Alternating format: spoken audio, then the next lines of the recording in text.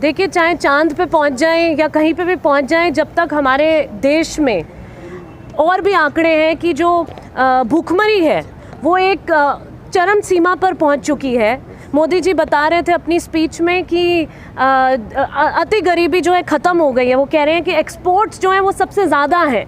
हम एक अर्थशास्त्री भी हैं और पॉलिटिकल इकोनॉमी को देखते हैं तो अभी जो अर्थव्यवस्था के हालात हैं वो सबसे ज़्यादा दुखद स्थिति में है। बेरोज़गारी अपने चरम सीमा पे है और जो अभी हालात चल रहे हैं, प्राइवेटाइजेशन चल रहा है, ठेका प्रथा चल रही है और जिस तरीके से लोग त्रस्त हैं, महंगाई है, इस बारे में कैसे हम बात नहीं कर सकते। ये बिल्कुल ताज्जुब होता है। अमृतकाल बता। अमृतकाल तो नहीं, ये एक तरह से आप देखिए कि झूठ की राजनीति है, नफरत की राजनीति है, जैसा कि अंदर भी बातचीत चल रही है। एक दिखावटीपन है, पाखंडी आपको नज़ारा देखने को मिल रहा है। तो बहुत ही अभी एक मुश्किल घड़ी चल रही है। जैसा कि आप अगर सच्चाई को स्वीकार नहीं करेंगे, धर्म के विरुद्ध नहीं है हम। जो राम राज्य है वो क्या है? राम राज्य का अर्थ है कि सभी के लिए उन्नति हो, उद्धार हो। यहाँ पे हम देख रहे हैं कि किस तरीके से एवरी डे हादसे सुनाई देते हैं, जो कि मैंने अभी अंदर भी बोला है कि जब इस तरीके के हादसे होते हैं, चाहे वो जातिवाद स्तर पे हो या सांप्रदायिक हादसे हमें देखने को मिलते हैं, तो उसमें कार्रवाई नहीं, वाहवाही होती है, माला पहनाई जाती है ऐसे लोगों को जो हिंसा में पार्टिसिपेट करते हैं।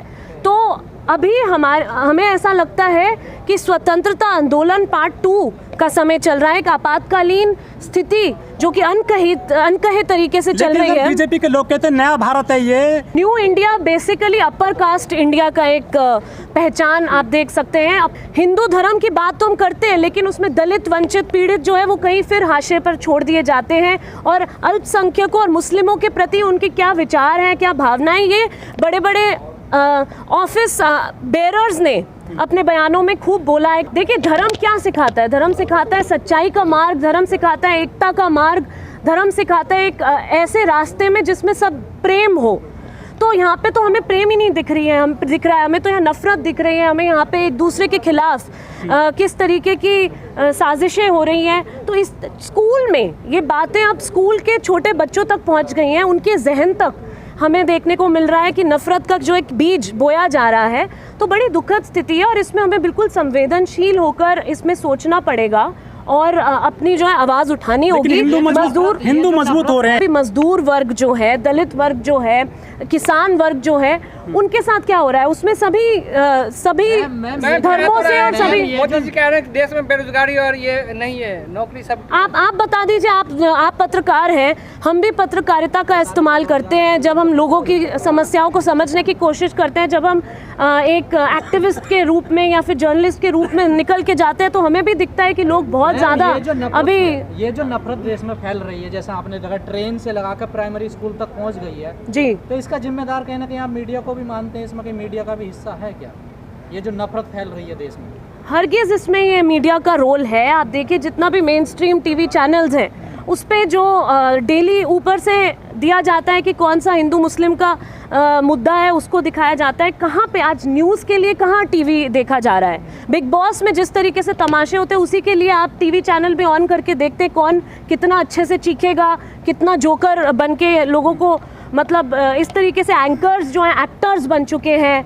तो मीडिया का तो इसमें सबसे बड़ा रोल है ही। और सोशल मीडिया में भी कहा जाता है राष्ट्रवादी पत्रकार। देखिए, हमें ऐसा लगता है कि जो कार्यक्रम अंदर हो रहा है और जो लोग अगर जनता की बात करें, उससे बड़ा राष्ट्रवाद कुछ नहीं है।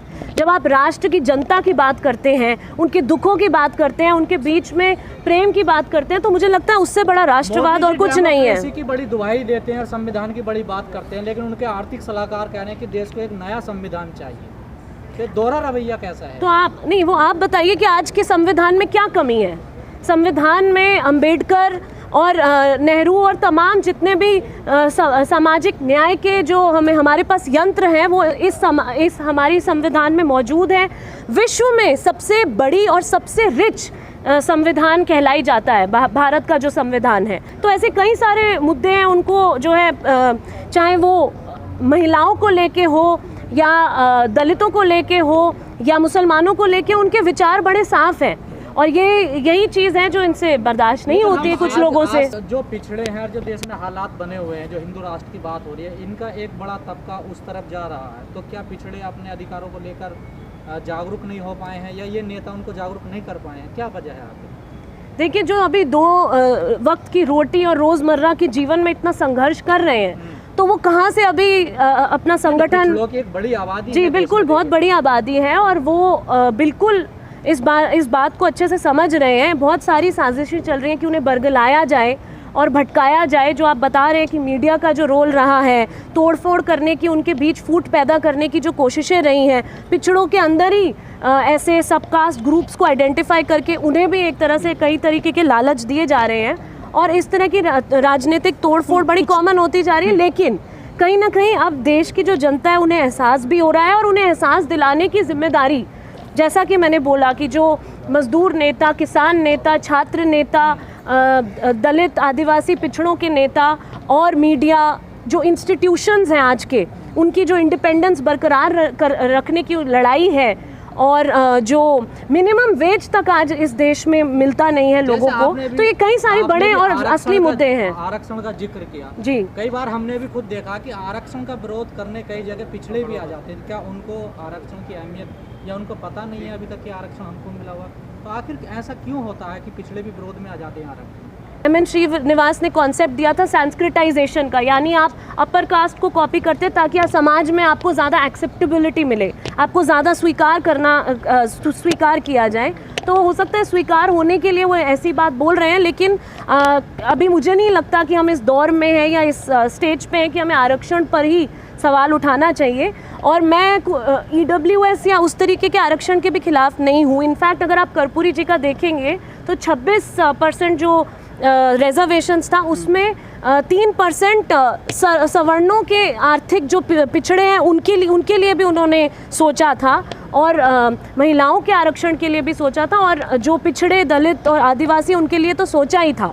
तो जितने भी कमज़ोर तबके हैं उन सबको अभी न्याय मिलना चाहिए, और सामाजिक स्तर से उनको एक बराबरी मिलनी चाहिए। और आर्थिक रूप से जो देश में गैर बराबरी बढ़ रही है उसके बारे में हमें नहीं भूलना चाहिए। बिलियनर्स की संख्या ज़रूर बढ़ रही है। आप देख रहे होंगे दिल्ली में मर्सिडीज़, BMW और इन सब की तादाद ज़रूर बढ़ रही है, और ये कोरोना के बाद और भी बढ़ा है।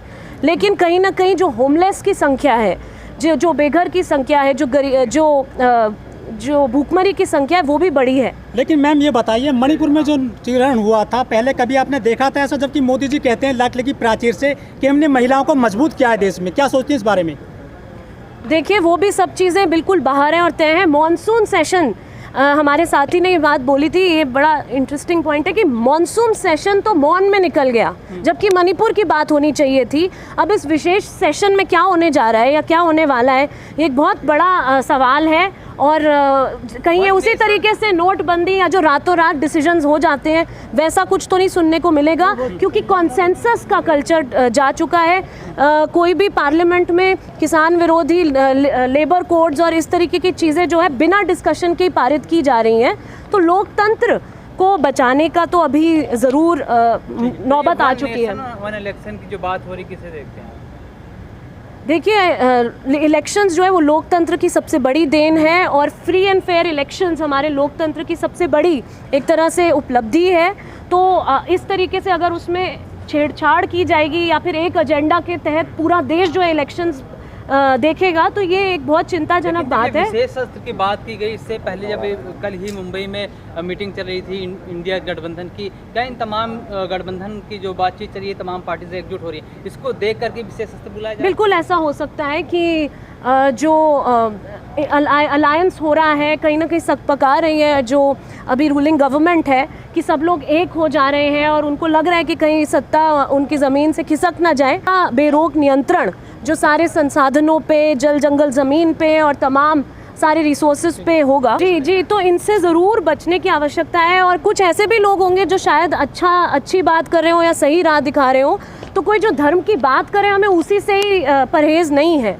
धर्म की कोई सच्ची बात करे, धर्म की कोई एकता, प्रेम, एकजुटता और एक जो राइटियस पाथ की बात होती है धर्म की, वैसी बात करें तो यंग लोग इस स्पिरिचुअलिटी में आएंगे, बहुत अच्छी बात है।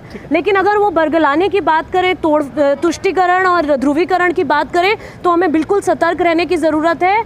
और जैसे कि तमाम पंडित और मौलवी और ये सब लोग हैं जो धर्म के ठेकेदार बने हुए, उनसे बचने की हमें हमेशा ज़रूरत रहेगी।